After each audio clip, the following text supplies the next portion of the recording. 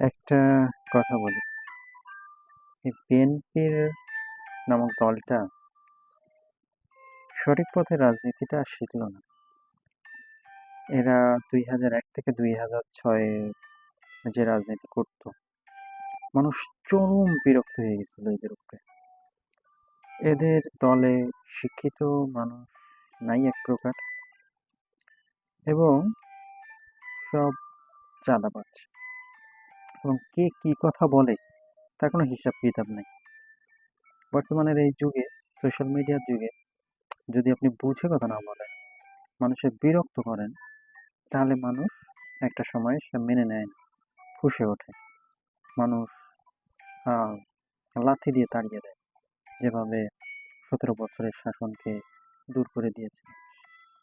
হুম, তো মানুষ এগুলো সব মনে রাখে। যেহেতু শেখ হাসিনা সরকার অনেক শক্তিশালী ছিল, ওটাকে তাড়াইতে মানুষের অনেক সময় লাগছে, মানুষ খুবই ফুঁসে ছিল।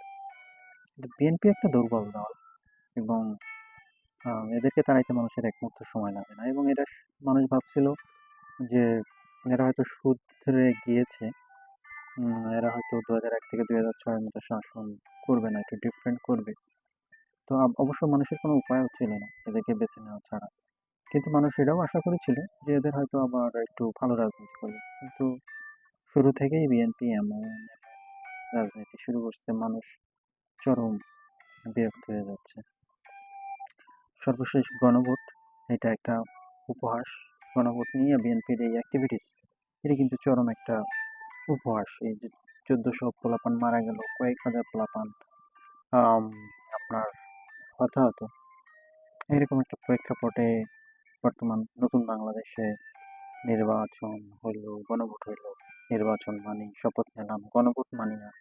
এটা জনগণের সাথে তামাশা করা, উপহাস করা, এটা হলো মানুষ খুবই বাজেভাবে নিচ্ছে। হ্যাঁ, বিএনপির এই ভুল রাজনীতির খেসারত বিএনপিকে খুব শিগগিরই দিতে হবে। তবে আশা করেছিলাম বিএনপি হয়তো অতীতের ভুল থেকে শিক্ষা নিয়ে সঠিক পথে চলবে, কিন্তু না। এটা একটা ডায়লগ সবাই বলতেছে, শেখ হাসিনা গেছে যে পথে বিএনপি যাবে সেই পথে। আমার তো তাই মনে হচ্ছে যে হয়তো একই পথে যাবে BNP। দেখা যাক কি হয়। সবাই ভালো থাকবেন, আল্লাহ হাফেজ।